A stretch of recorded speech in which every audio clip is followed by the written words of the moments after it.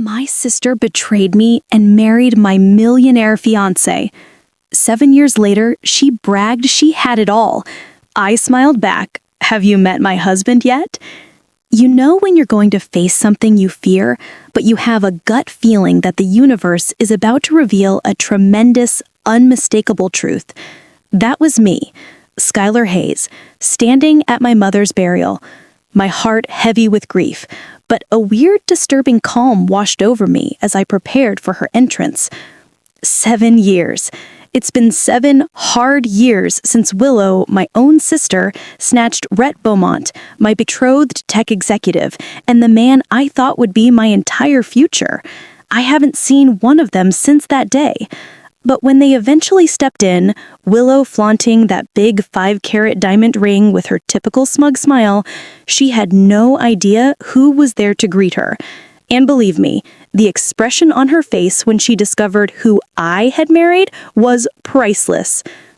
My mother, Laura, was always the center of our family, the glue that held everything together. Growing up in a small house outside of Portland, Oregon, Mom instilled in me the values of strength and dignity. Our bond was special. It just became deeper with each year. Even after I moved into my own loft apartment in downtown Portland and began my work as a marketing executive, I contacted her practically daily. She was my confidant, counsel, and biggest booster. So when Mom was diagnosed with stage 4 pancreatic cancer in early spring, 8 months ago, my world completely disintegrated. Despite extensive therapies, we realized time was running out. But my mother faced it all with remarkable grace, more concerned with us than her own pain. Her final weeks were spent peacefully, surrounded by loved ones at the home where Mom raised us. She went away clutching my hand and promising that I would find serenity in my life. 6 years previously, when I was 33, my life appeared to be great on paper. I had a career, friends, and a great apartment. But there was something missing. I worked 60-hour weeks and dated periodically, but nothing substantial ever happened. Then, through my college buddy Chloe, I met Rhett Beaumont at a charity gala. Rhett was engaging, charming, had great teeth, and exuded confidence that permeated the entire room. At 39 years old, he has become a self-made digital millionaire. He was exactly the type of success story that publications coveted. Our connection was instant. We both enjoyed art, traveling, and setting lofty goals. I contacted my mother after our first date, which took place at an expensive restaurant overlooking the Willamette River. "Mom," I exclaimed, "I've met someone special." Our romance took off. Weekend vacations to Sun Valley, Idaho, symphony performances, and exclusive dinners. It became our routine. Rhett was attentive and generous, constantly bringing lovely gifts and organizing elaborate dates. After 16 months, he proposed with a 6-carat diamond ring over a private dinner on a yacht in the Puget Sound. I answered yes without second thought. My parents were overjoyed, particularly my mother. She quickly began picturing the ideal wedding. Rhett had the resources to make any dream a reality, and Mom insisted we don't hold back. Then there was my younger sister, Willow. We were only 3 years younger, yet our relationship had always been complex.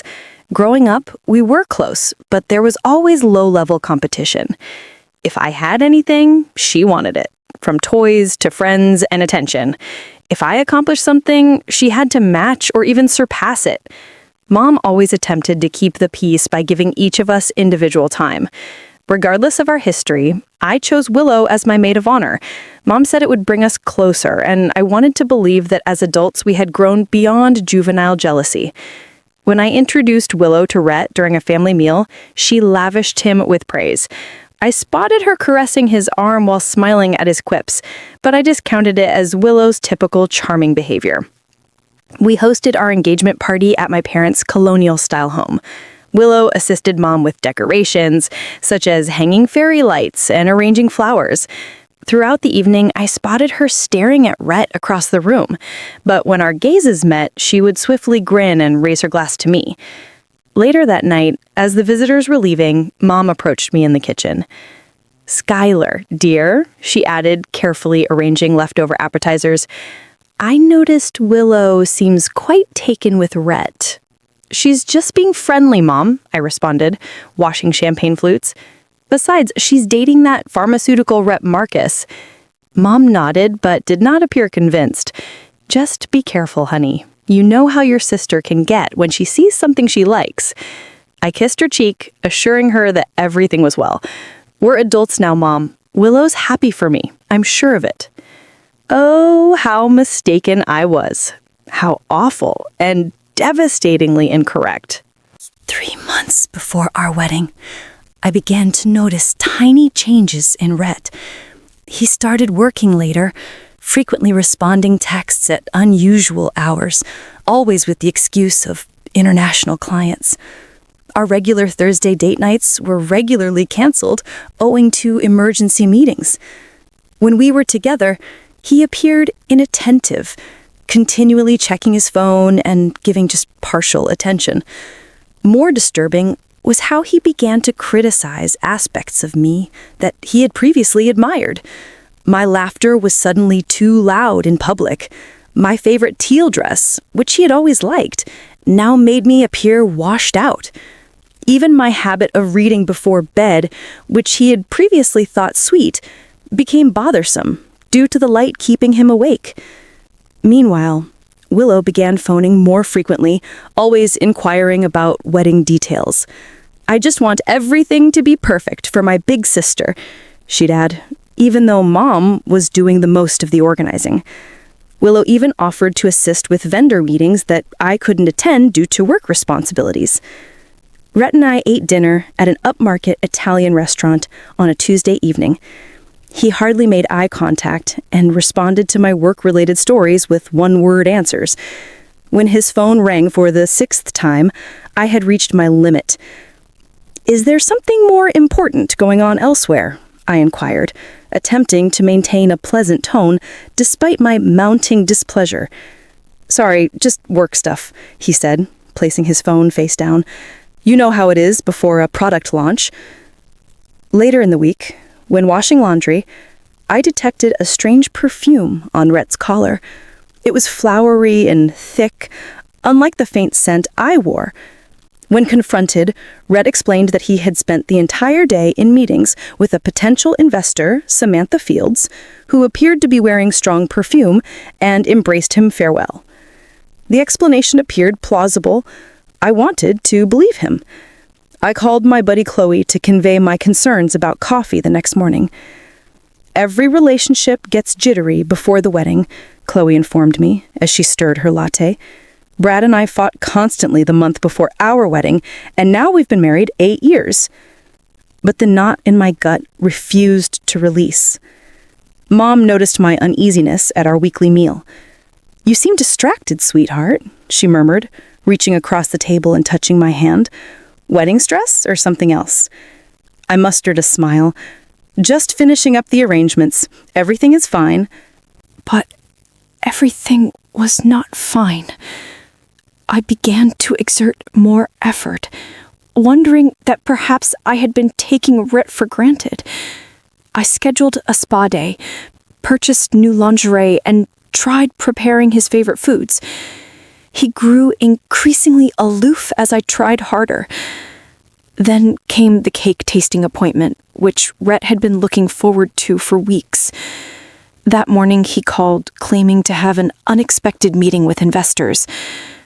"Willow can join you," he said. "She knows my preferences anyway." I felt terrible after I hung up. How did my sister know my fiancé's cake preferences better than I did? Nevertheless, I accepted her invitation to join me. The next day, when cleaning Rhett's car before a dinner party, I discovered an earring trapped between the passenger seat and the center console. A dangling silver earring with a little ruby. I immediately recognized it. It was Willow's. My sister had worn the same earrings to my engagement party, a gift from our grandmother. When I showed Rhett the earring that evening, his expression was wonderfully composed. Oh, your sister must have dropped it when I gave her a ride to the florist last week. His voice rasped. She mentioned losing an earring. You never told me you drove Willow to the florist, I replied, barely above a whisper. Didn't I? It must have slipped my mind. It wasn't important. When I contacted Willow, her statement matched his exactly. Too perfect. Oh, thank goodness. I've been looking everywhere for that earring. Rhett was kind enough to drive me since my car was in the shop. That night, I couldn't sleep, my mind racing. Had they prepared their story? Was I paranoid? My weight began to plummet due to stress, and dark bags appeared under my eyes.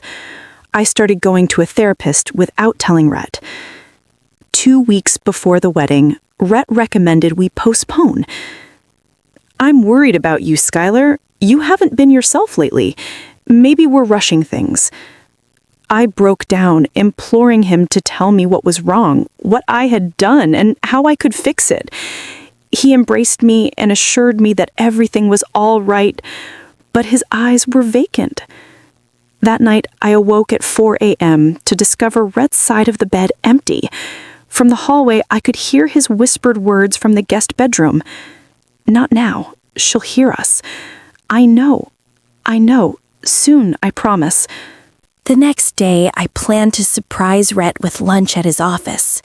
My father, Robert, called while I was leaving my apartment. Skyler, are you eating properly? Your mother says you've lost too much weight. We're concerned. I'm fine, Dad. Just pre-wedding jitters. I'm actually bringing Rhett lunch right now. Good. That boy better be treating my daughter like a queen. He would have known. The security man at Rhett's building recognized me and waved me through with a smile. On the elevator trip to the 21st floor, I examined my reflection, attempting to smooth the worry creases that had formed between my brows. My lunch bag held Rhett's favorite sandwich from the deli across from my workplace. When I arrived at the reception area, Rhett's secretary Trina looked up from her computer, her eyes widening in surprise. Skyler, we weren't expecting you today. Her attention flickered to Rhett's closed office door, then back to me. Rhett is in a meeting right now. That's okay, I responded, lifting the lunch bag. I just brought him lunch. I can wait. Trina instantly blocked my route. Actually, he specifically asked not to be disturbed. Perhaps I could let him know you're here. Something about her apprehensive demeanor raised my concerns. Is he alone in there, Trina? Her hesitancy revealed all. Before she could react, I moved past her and opened Rhett's office door. I'll never forget that scene. Rhett leaned against his desk, his hands on my sister's waist, her arms wrapped around his neck and their lips locked in a passionate kiss. Neither noticed me at first, leaving me several agonizing seconds to process every aspect. Willow's skirt pushed up, Rhett's tie loose, and the familiarity in their embrace told of countless previous encounters. When the door closed behind me, they sprung apart. 3 frozen faces in a scene of horror. Skyler, Rhett responded immediately, adjusting his tie. This isn't what it looks like. Willow didn't even try such a blatant falsehood. Instead, she raised her chin defiantly. We didn't plan this, it just happened. The peace that flooded over me was unexpected. How long? Rhett looked at Willow, then back at me. Skyler, let's talk about it privately. How long? My voice stayed firm. For 4 months, Willow said, since the engagement party. For 4 months, nearly half our engagement. While I was picking out wedding invitations and floral arrangements, they had betrayed me. Rhett stepped behind his desk, distancing himself physically as if prepared for a business meeting. The lunch bag fell from my grasp. I trusted you both. Both of you. Willow had the grace to appear embarrassed. It just happened, Sky. We tried to fight it. Don't call me Sky. The childhood nickname seemed like another offense, and nothing just happens. For 4 months, you made choices. Every secret call, every lie, every time you looked me in the eye knowing what you were doing. Rhett clicked the intercom button. Trina, please come in. Trina entered moments later, carefully avoiding my eyes. Please escort Skyler out. She's upset. I'm escorting myself out, I answered, my pride intact, but feeling devastated inside. You deserve each other. In the elevator, the tears finally flowed. By the time I got to my car, I was hard to breathe through crying. The drive home is a haze. I just recall contacting my mother from my flat, curled up on the bathroom floor and unable to form meaningful sentences due to my crying. My mother and father arrived within an hour, using their emergency key when I couldn't bring myself to open the door. Mother held me while I told them everything, while father paced the living room, his face turning red with each detail. "I'll kill him," he murmured, his palm covering his heart. "Robert, your blood pressure," Mother admonished, while her own face was equally furious. The next few days were spent in a blur of pain. Mother assisted me in contacting vendors to cancel wedding arrangements, while father handled the financial elements. When I returned the engagement ring to Rhett's apartment and left it with the doorman, I couldn't stand seeing him.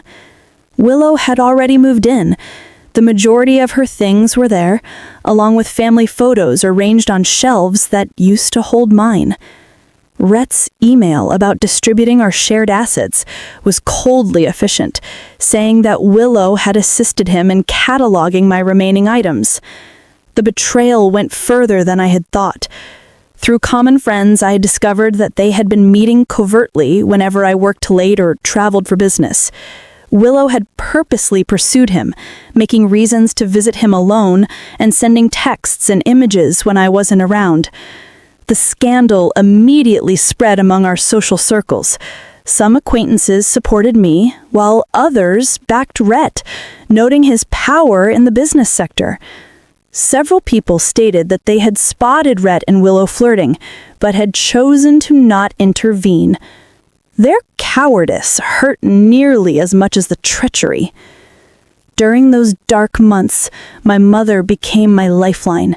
She gave me food when I couldn't eat, listened to my crying rants, and stayed the night when the loneliness got unbearable. She regularly attempted to arbitrate between Willow and I, asking us both to family dinners that inevitably resulted in intense silence or bitter fights. Willow snapped during one of these dinners when I refused to give her the salt. "You always got everything first, Skyler. The grades, the job, the apartment. For once, I got something before you did.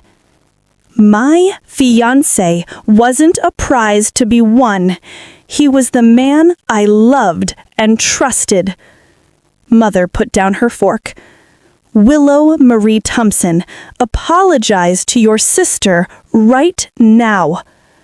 "For what? Being honest? Rhett chose me. He loves me now." I stood, a napkin put on my plate. "I can't do this anymore. Mom, I'm sorry." This was the last family dinner I attended with Willow. The stress of his daughter's feud exacerbated the father's cardiac problems, necessitating medication adjustments and further doctor appointments. Mother grew older in months, the lines around her eyes deepening as she desperately strove to keep her family together. 6 months after uncovering Rhett and Willow's deception, I reached rock bottom. My therapist diagnosed me with depression and suggested medication. Work worsened as I struggled to focus, and I eventually lost a large client following a horrible presentation in which I burst into tears. My supervisor recommended a leave of absence, but I realized that staying in Portland, where memories lurked around every corner, would only exacerbate my pain. When a marketing director position arose at our Chicago branch, I applied right away. The interview went fairly well, with my need for change possibly translating as enthusiasm. 2 weeks later, I got the offer. My mother helped me pack my flat, meticulously wrapping photos and souvenirs in tissue paper. As we went through my possessions, determining what to retain and what to donate, she brought up the matter that loomed between us. "Will you ever consider forgiving Willow?" she inquired, sealing a box with packing tape. I proceeded to fold sweaters without glancing up. "I don't know, Mom. Not now. Maybe not ever. Forgiveness isn't about them deserving it. It's about freeing yourself." "I am freeing myself. I'm moving to Chicago." Mother sat alongside me on the bed and took my hands in hers. "Running away isn't the same as healing, sweetheart." Tears filled my eyes. "I need space to even begin to heal. Can you understand that?" She nodded and pulled me into a close hug. "Promise you'll call. Promise you won't shut us out completely." I promise. Saying farewell to my parents was more difficult than I thought. Father held me for longer than usual, his voice rough and emotional. "You show them, kiddo. Build a life so good, they'll choke on their regret." My first few weeks in Chicago were lonely and filled with doubt. My small apartment felt sterile and foreign. I worked long hours to avoid arriving home to empty rooms, eating takeaway at my desk, and falling asleep fatigued every night. Then came the news, which pushed the knife deeper. Mother called on a Sunday morning, her voice hesitant. "Skyler, I feel you should hear this from me rather than social media. Willow and Rhett got married yesterday." Rhett's business ties ensured coverage for the small civil ceremony, which was published in Chicago Business Review Society pages. The accompanying photo showed them beaming outside the courthouse. Willow in a simple white dress with my former engagement ring proudly visible on her finger. That night was my low point. I drank one entire bottle of Pinot Noir alone, went through old images of Rhett and myself, and cried until my eyes swelled shut. I called in ill for work the next day, unable to face the world. But something changed during those lonely hours alone. As the early light trickled through my blinds, I made a decision. This would be the last day I let them control my happiness.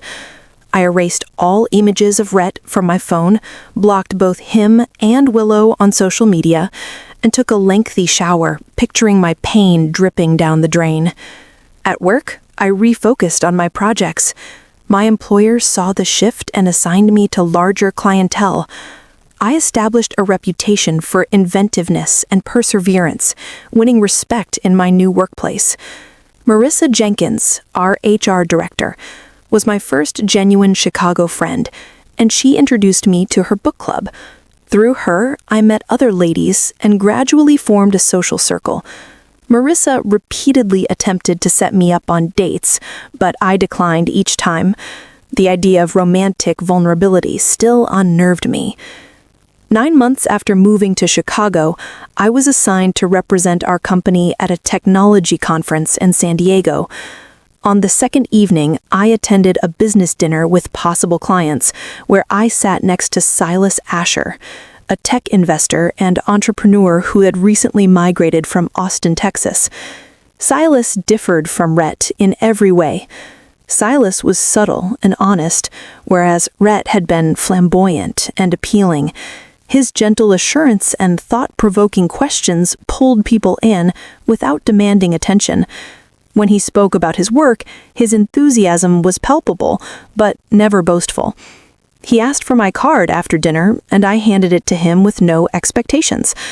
To my surprise, he emailed me the next morning and asked if I wanted to continue our discussion about digital marketing trends over coffee. Over the next 4 months, Silas and I maintained professional communication.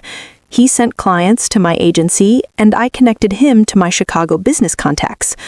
Marissa spotted our regular business meals and raised her eyebrows. "He likes you, Skyler," she explained, "and not just professionally." I said, "We're just colleagues." colleagues don't look at each other the way he looks at you. Silas eventually invited me to supper at a place unrelated to work. I panicked and nearly canceled twice before forcing myself to go. I experienced a full-blown panic attack 15 minutes into our date while we were discussing our favorite books. My hands shook, breathing got difficult, and tears filled my eyes. Rather than being ashamed or upset, Silas sat with me and spoke gently until my breathing returned to normal. He drove me home, with no pressure or inquiries. The next day, flowers arrived at my office with a letter saying, "No pressure, no expectations. I hope you're feeling better. Sightless."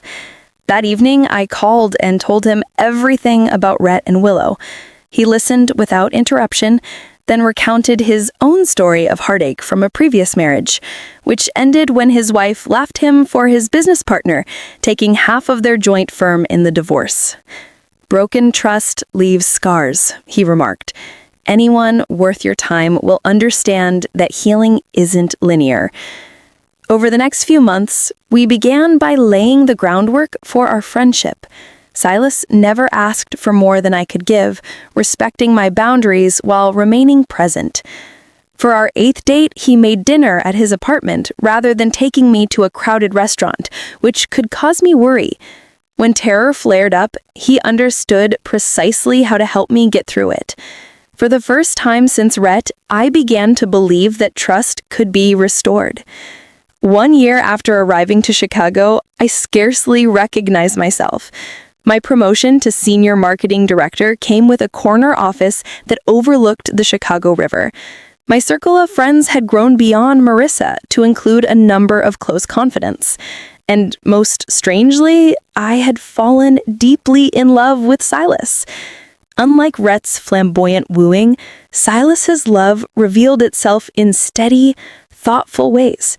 He recalled minor details like my preference for oat milk in my coffee and the true crime podcasts I listened to. He honored my independence while providing unflinching support. Most significantly, he never compared myself to others or attempted to change me. I met Silas's sister, Justine, during her visit from Seattle. We quickly bonded, swapping phone numbers and creating our own connection independent of Silas. She told me stories of their upbringing in Austin, drawing a picture of the youngster who grew into the guy I fell in love with. My contact with my parents remained from a distance. I contacted Mother on a weekly basis, skillfully shifting the topic away from Willow. Father periodically joined these conversations, his gruff accent softening as he told me how happy he was of my new beginnings. I went twice that year, timing my visits when Willow and Rhett would be away. Mother offered occasional updates on them. Their marriage appeared ideal on social media, with Willow uploading photographs of luxurious vacations and charity galas. Mother stated that they had purchased a large property on Gold Coast and were undergoing substantial renovations. "Willow occasionally inquires about you," Mother said during a phone call. "What do you tell her?" I inquired, stirring the pasta sauce on my burner. "That you're doing well, that you're building a new life. Does she ever express regret?" Mother sighed in her way. She gets quiet when your name comes up. My therapy continued in Chicago, with my new therapist assisting me in processing the betrayal and establishing healthy relationship patterns. I learned how to identify my triggers and communicate effectively. The nightmares involving Rhett and Willow gradually faded. In July, Silas surprised me with a weekend getaway to Michigan's wine region. We stayed at a lovely bed and breakfast surrounded by vineyards. We spent afternoons wine sampling and evenings viewing the sunset over Lake Michigan. For the first time in years, I felt entirely present and pleased, free of the weight of past betrayal. Silas paused beneath a trellis covered in climbing roses on our final evening at the Chicago Botanic Garden, where we were strolling through an early summer blooming area. "Skyler," he replied, grabbing both of my hands in his. "This past year, knowing you has been the greatest gift of my life." When he knelt and pulled a ring box from his pocket, panic flashed briefly. Images from Rhett's proposal threatened to eclipse this moment. But staring into Silas's eyes, all I saw was sincerity and affection. "I'm not asking for an answer today," he continued, sensing my uncertainty. "I just want you to know that whenever you're ready, whether that's tomorrow or next year, I'll be here." My eyes filled with tears, but not from fear or agony. "Yes," I whispered, "I'm ready now." The ring looked nothing like the extravagant diamond Rhett had given me. A simple emerald stone with little diamonds on either side, delicate and subtle, much like our love. That night, I called my folks to tell them the news.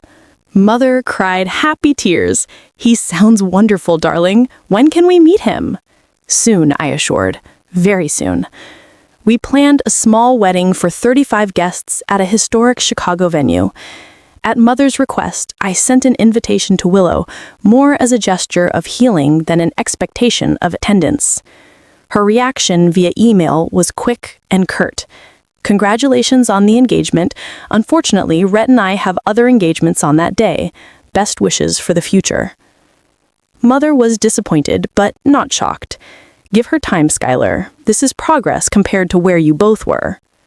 Our wedding day arrived intimate and joyful, with my parents, new friends, and Silas's relatives there.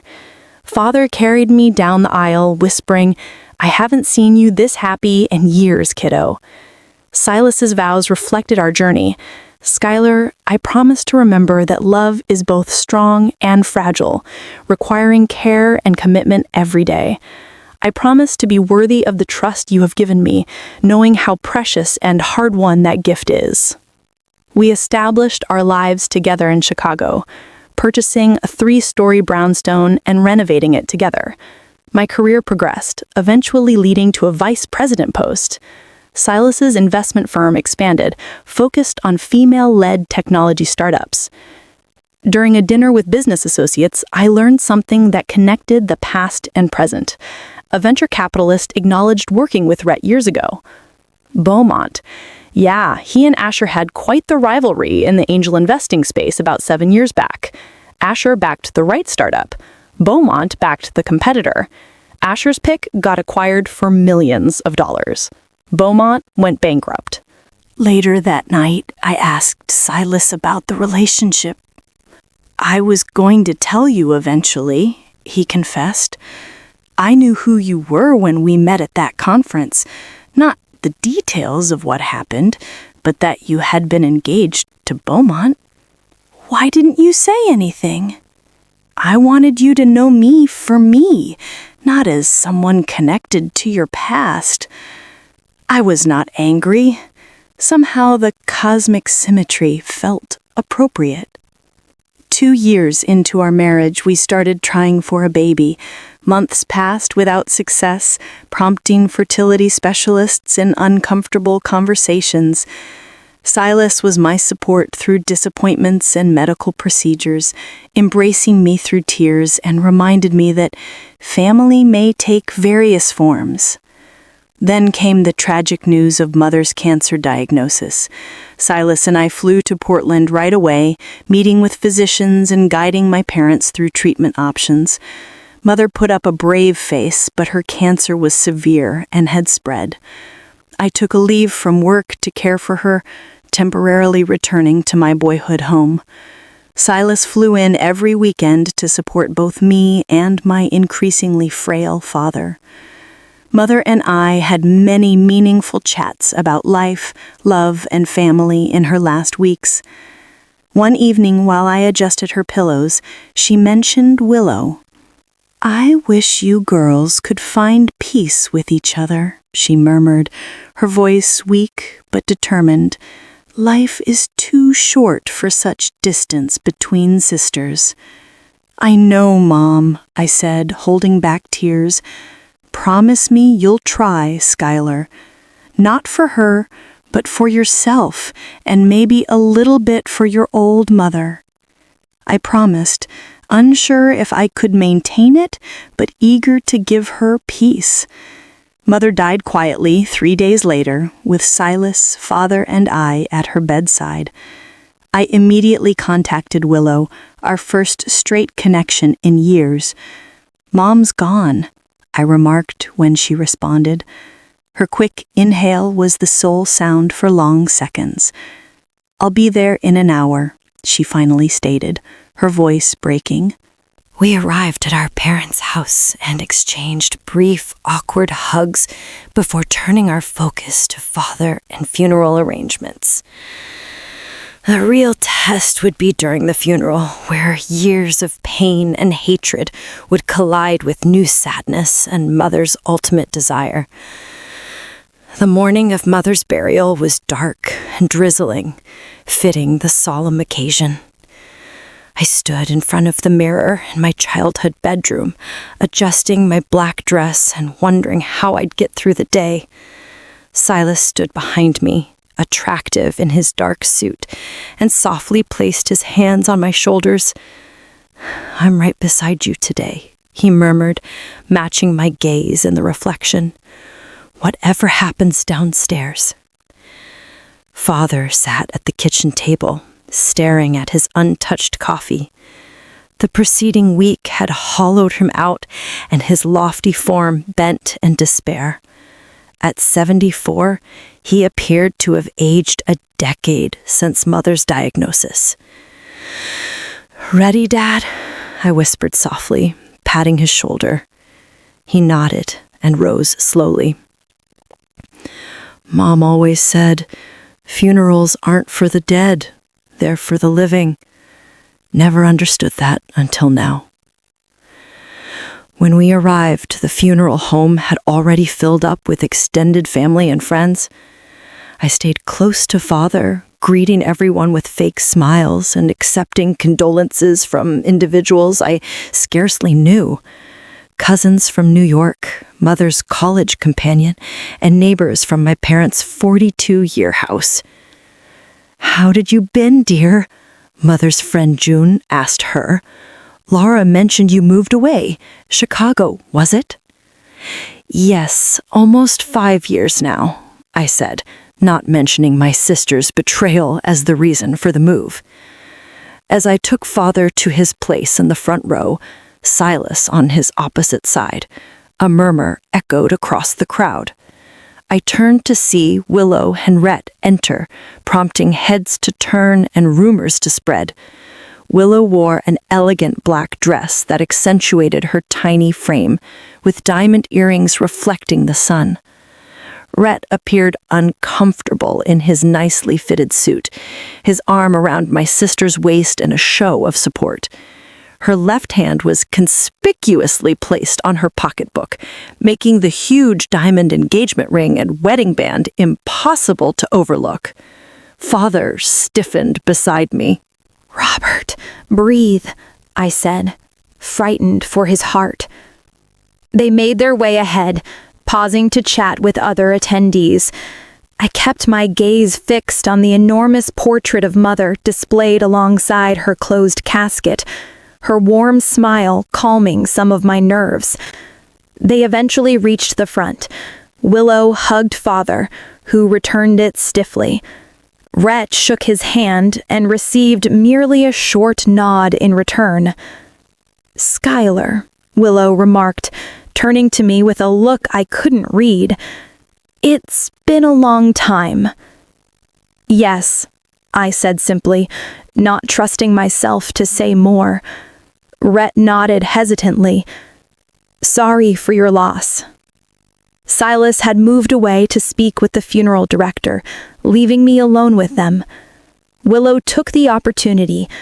"I need to speak with you privately," she explained, gesturing into a side room. Against my better judgment, I followed her, hoping to avoid a scene at Mother's burial. The small space only had a couple chairs and a box of tissues, which were plainly meant for mourners who needed private moments. Willow closed the door behind us. Up close, I noticed small creases around her eyes that her expensive cosmetics couldn't hide. "You look thin," she said, her gaze scrutinizing me. "Grief does that," I answered plainly. She fiddled with her ring and twisted it around her finger. "Rhett and I bought a summer house on Long Island last month. 6 bedrooms, private beach access. We're considering starting a family soon. Rhett's company just acquired 2 startups, and we're renovating the 3rd floor for a nursery." "Congratulations," I murmured, my voice free of emotion. "Is there something specific you wanted to discuss about the funeral arrangements?" Her smile became harsh. "I just thought you might want to know how well we're doing. Poor you, still alone at 40. I got the man, the money, and the mansion." The familiar pain flared quickly and then disappeared.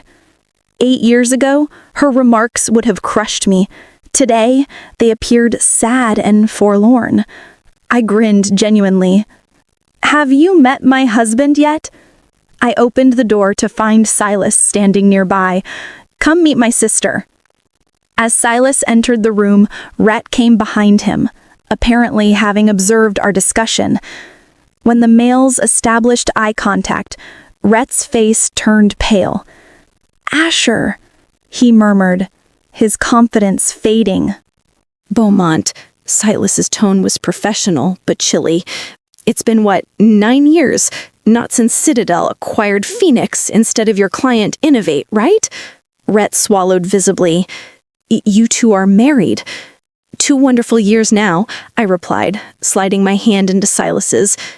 "Silas Asher," Willow said softly, "as in Asher Capital." "The same," Silas responded. "Skyler and I met at a tech conference in San Diego." Rhett sought to regain his composure. "Asher, we should catch up sometime.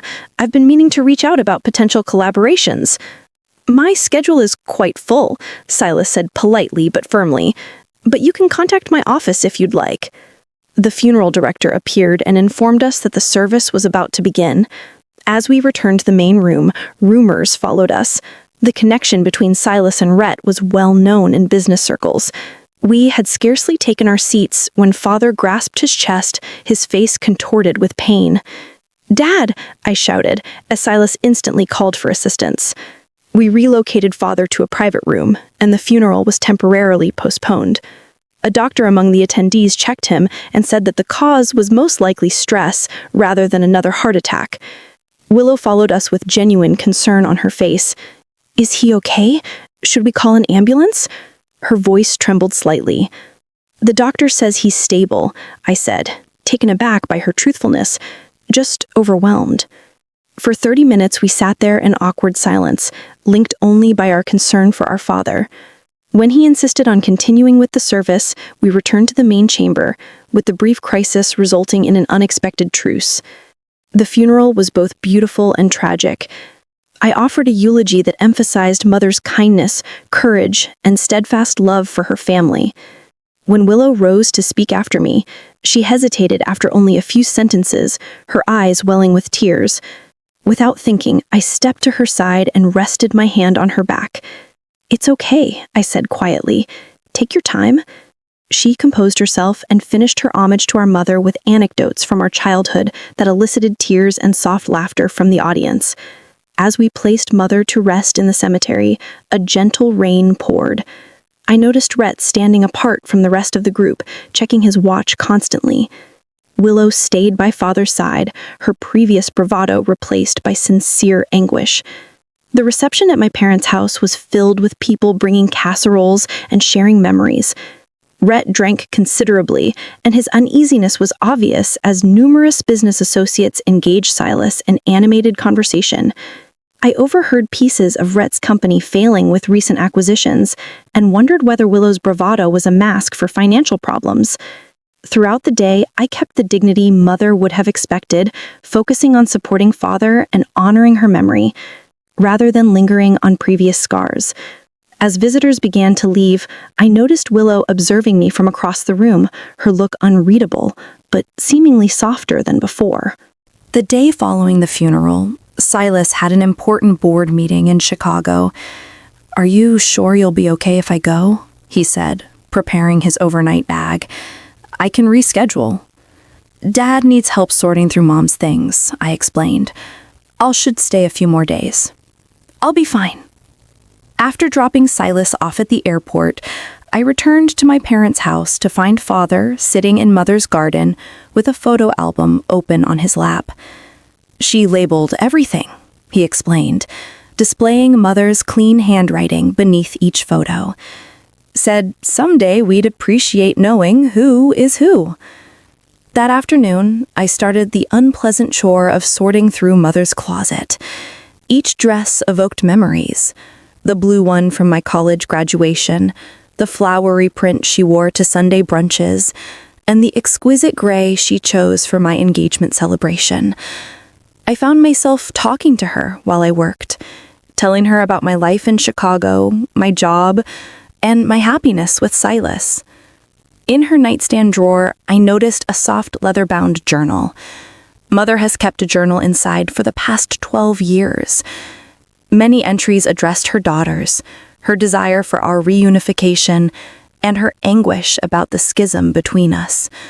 The last entry, dated only 1 week before her death, read, "My greatest regret is leaving with my girls still estranged. Robert always fixed things, but I couldn't fix this. I pray they find their way back to each other somehow." I was wiping away tears when the doorbell rang. Willow was standing alone on the porch when I looked out the front door. There's no sign of Rhett's car in the driveway. Father had gone to his brother's house for dinner, leaving me alone with my sister. I opened the door, not sure what to expect. "Hi," she said simply. "Can I come in?" In the kitchen, I made coffee while Willow sat quietly at the table. She appeared different without Rhett by her side, smaller, less fake. "Where's Rhett?" I finally asked, setting a mug in front of her. "He's at home. He doesn't know I'm here." She wrapped her hands around the mug but didn't sip. The stillness stretched between us, years of unspoken words creating a tangible barrier. "I'm sorry about yesterday. What I said in that room at the funeral home, it was cruel and completely inappropriate." I nodded, acknowledging her apologies, but not instantly accepting it. "I saw Mom's journal. She showed it to me last night. Her last wish was for us to reconcile. I found it too, but reconciliation requires more than just proximity, Willow. It needs honesty." She looked up, tears in her eyes. "You want honesty? Here's honesty. I'm miserable, Skyler. I have been almost since the beginning." The dam cracked and words poured forth between sobs. Rhett had changed quickly after their wedding, becoming domineering and critical. His company had been failing for years, and each new acquisition was an attempt to save a sinking ship. The mansions, automobiles, and holidays were all financed with rising debt. Their marriage was a carefully crafted front for business connections and social status. "He monitors my spending, checks my phone, questions my every movement," she told me. "The Rhett you knew doesn't exist anymore. Maybe he never did." "Why stay?" I inquired. "Shame," she replied promptly. "How could I admit what I'd done to you? Destroyed our family for something that turned out to be a mirage? And then there's the prenup. I leave with nothing." I moved Mother's journal across the table. "Read the rest of her entries." Willow shed more tears as she read. She finally looked up, her face raw with passion. "She knew. She saw through everything."